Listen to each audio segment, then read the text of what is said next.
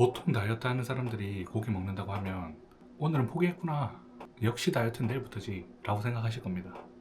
하지만 제가 오늘 말씀드릴 이 세 가지 음식은 다이어트 할 때 드시면 의외로 도움이 되는 음식들입니다. 실제로 저도 다이어트 할 때 외식을 하면 이 세 개의 메뉴를 많이 먹곤 하는데요.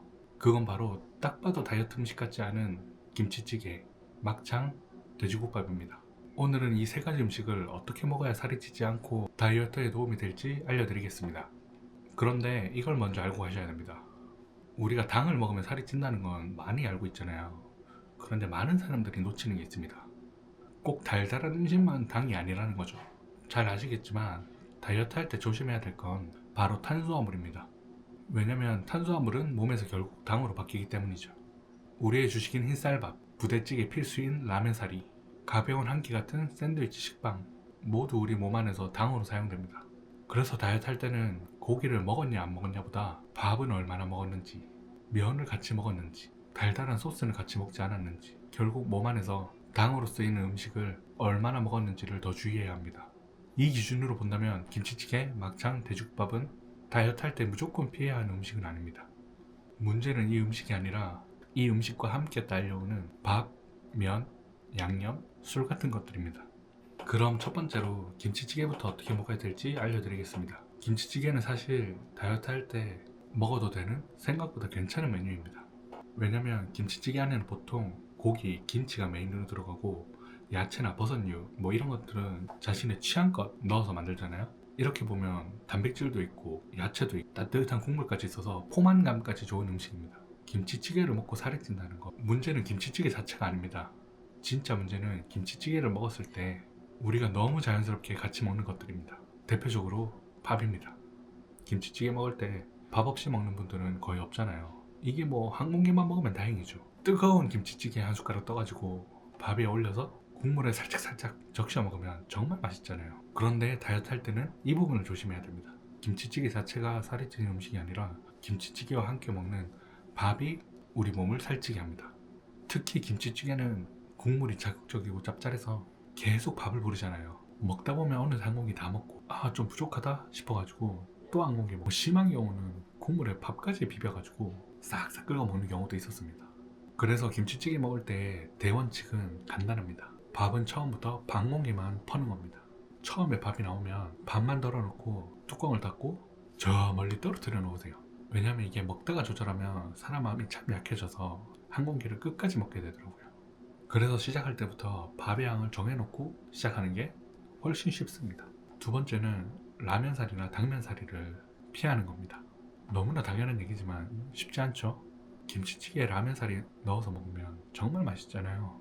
그런데 말씀드렸듯이 면이 우리 몸으로 들어가게 되면 이게 당으로 바뀌게 됩니다. 김치찌개에 밥도 먹고 라면사리까지 먹으면 그때는 김치, 고기의 식사가 아니라 탄수화물 단으로 바뀌게 됩니다. 세 번째는 건더기 위주로 먹는 겁니다. 김치찌개를 먹을 때는 국물 위주보다는 고기, 김치, 두부, 야채 뭐 이런 것들 위주로 드시는 게 좋습니다. 이 김치찌개 국물이 살이 찐다기보다는 김치찌개 국물을 먹으면서 계속 밥을 먹고 싶은 욕구가 생깁니다. 이걸 피하기 위해서는 최대한 국물은 좀 자제하고 건더기 위주로 드시는 게 좋습니다. 그리고 이런 김치, 고기 위주의 식사를 하게 되면 금방 포만감이 생겨서 밥을 먹지 않아도 만족할 만한 식사를 할 수 있습니다. 정리하자면 다이어트 할 때 김치찌개 드셔도 됩니다. 대신 세 가지만 기억하면 됩니다. 밥은 반 공기만, 라면사리는 빼고, 국물보단 고기나 두부 같은 건더기 위주로 먹기. 이렇게만 먹어도 다이어트 할 때 마음껏 김치찌개 드셔도 괜찮습니다. 두 번째는 막창입니다. 요즘엔 그래도 많은 분들이 삼겹살 자체가 살찌는 음식이 아니라는 걸 많이 알고 계시더라고요. 앞전에 말씀드렸듯이 다이어트 할 때 고기를 먹는다고 무조건 살이 찌는 건 아니고 밥이나 면, 술 이런 것들 충분히 조절하면 삼겹살 마음껏 드셔도 됩니다. 그런데 막창은 좀 다르게 생각하시더라고요. 삼겹살은 그래도 뭐 괜찮다고 생각하면서도 막창은 왠지 더 기름지고 더 자극적이고 먹으면 바로 살찔 것 같은 음식으로 여기시더라고요. 하지만 우리는 살이 왜 찌는지 대충은 이제 알고 있죠. 그 기준으로 보면 막창은 굉장히 좋은 음식입니다. 문제는 우리가 막창을 먹는 방식이죠. 막창 먹을 때 우리가 찍어 먹는 이 막장, 이 소스부터 조심해야 돼요. 보통 막창 맛집이라고 하면 거의 100% 확률로 막장도 맛집이더라고요. 입안을 싹 감싸는 그 감칠맛이 막창을 더 맛있게 만들잖아요. 또 우리가 막창 먹을 때 이 소스를 하고 찍어 먹지 않고 듬뿍 묻혀서 먹잖아요. 이게 굉장히 큰 문제가 됩니다. 막창 자체는 탄수화물이 거의 없지만 이 소스에 생각보다 당이 많이 들어간 경우가 많습니다. 그렇게 소스를 계속 찍어 먹다 보면 계속 우리는 당을 섭취하게 되는 겁니다. 그래서 이 막창을 먹을 때는 막창 소스를 최대한 안 먹는 게 좋으나 그건 또 쉽지 않죠. 막창을 드시고 싶을 때는 살짝만 찍어서 맛만 더하는 정도로 타협 보는 건 괜찮다고 생각합니다. 그리고 가능하면 양념 막창보다는 기본 막창이 당연히 더 좋습니다. 양념 막창은 훨씬 맛이 자극적이고 그만큼 단맛이 강하기 때문입니다. 사실 막창 먹을 때 막창보다 더 조심해야 될 녀석이 있어요. 바로 술입니다. 막창을 먹으러 가면 거의 다 술이 빠지지 않고 있죠. 막창 한 잔 먹고 술 한 잔하고 또 한 잔 먹고 또 한 잔하고 반주만 딱 기분 좋게 먹으려고 했던 간단한 식사 자리가 순식간에 폭식 자리로 돌변하게 됩니다. 우리가 막창과 함께 곁들이는 소주와 맥주 그 자체로도 문제지만 또 다른 문제는 술을 먹게 되면 이 식욕 조절이 어렵다는 겁니다. 저 같은 경우에 술을 먹게 되면 끊임없이 음식을 먹습니다. 처음에는 분명히 기분 좋게 막창만 먹고 가자 라고 생각했지만 막상 이게 술이 들어가면 냉면도 먹게 되고 된장에 공깃밥까지 먹게 되더라고요.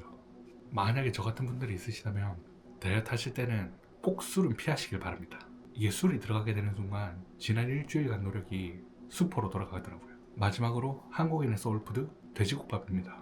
여기까지 시청하셨다면 아시겠지만 돼지국밥도 굉장히 좋은 외식 메뉴 중 하나입니다. 이 돼지국밥에는 든든한 고기와 뽀얀 국물까지 한 그릇 뚝딱 하게 되면 포만감이 상당합니다. 그래서 이 밥량만 잘 조절하면 밖에서 마음껏 먹을 수 있는 대표 메뉴입니다. 다만 밥 말고 또 조심해야 될 게 있습니다. 바로 밑반찬입니다. 아니 밥이야 그렇다 쳐도 밑반찬까지 조심해야 된다고? 당연히 이렇게 생각하실 수도 있습니다. 그런데 식당에서 먹는 밑반찬 경우는 생각보다 당이 많이 들어가는 경우가 많습니다. 설탕, 물엿, 매실청, 올리고당처럼 단맛을 내는 재료가 굉장히 많이 들어갑니다. 이걸 사용하면 맛을 내기 쉽기 때문이죠. 특히 또 돼지국밥 먹을 때 겉절이, 깍두기 빠질 수 없잖아요. 그냥 국밥 한 숟가락 먹고 아삭한 깍두기 하나 먹고 고기 한 점 건져서 겉절이랑 같이 먹으면 정말 계속 들어갑니다. 그런데 바로 이게 문제입니다. 겉절이나 깍두기는 김치니까 괜찮다고 생각하실 수도 있는데 식당에서 하는 겉절이나 깍두기는 맛을 내기 위해서 생각보다 단맛을 많이 사용합니다. 물론 이런 밑반찬 조금 더 먹었다고 살이 확 찌지는 않습니다. 하지만 문제는 이 반찬들이 계속 밥을 부르게 된다는 겁니다. 돼지국밥 국물도 짭짤하고 깍두기도 달고 짭짤하고 겉절이도 매콤달콤하면 사실 이 국밥 나오기 전에 밑반찬으로도 밥을 한 공기 뚝딱 하시는 분들 많습니다. 물론 저도 그렇고요. 그래서 돼지국밥 먹을 때는 딱 하나만 지키시면 됩니다. 돼지국밥과 밥 반 공기 이외에 양념된 반찬은 절대 먹지 않겠다. 저는 국밥집에 가서 주문하면 차라리 처음부터 밥 대신 건더기를 더 달라고 주문합니다. 쉽진 않겠지만 이 정도 지키면 돼지국밥도 마음껏 드셔도 괜찮습니다. 여기까지 보셨다면 뭐 눈치채셨겠죠? 제가 오늘 예시드린 이 세 가지 음식은 단순히 여러분들의 이해를 돕기 위한 정말 그 예시에 불과했습니다. 오늘 제가 말씀드린 이 내용을 잘 기억하셔가지고 다른 음식에도 접목시킨다면 다이어트를 하면서도 먹을 수 있는 음식은 생각보다 많습니다. 아 다이어트 하니까 난 이제 맛있는 거 못 먹는다 이렇게 생각하지 마시고 왜 살이 찌는지 알고 뭘 피해야 되는지만 알게 된다면 밖에서 뭘 먹어야 할지 모르겠을 때 매번 샐러드나 닭가슴살 먹다가 지치셨을 때 오늘 말씀드린 이 기준만 딱 생각하시면 생각보다 우리가 밖에서 먹을 수 있는 음식이 많습니다. 주 재료가 탄수화물이 아닌 메뉴들은 먹어도 대체로 괜찮습니다. 대신 그것과 함께 나오는 밥, 면, 소스, 반찬 이런 것들을 조심하시면 됩니다. 이것만 기억해도 한결 편하게 외식하실 수 있을 겁니다. 그리고 무엇보다 내가 다이어트를 하면서 김치찌개를 먹을 수 있고 막창도 먹을 수 있고 돼지국밥을 먹을 수 있다는 사실만으로도 조금은 위안이 되셨으면 좋겠습니다. 다이어트는 평생 못 먹고 참는 싸움이 아니라 내가 먹을 수 있는 방법을 찾아가는 과정입니다. 여러분들은 다이어트 할 때 어떤 메뉴를 외셨는지 댓글로 남겨주세요. 그럼 다음 영상에서 뵙겠습니다. 감사합니다.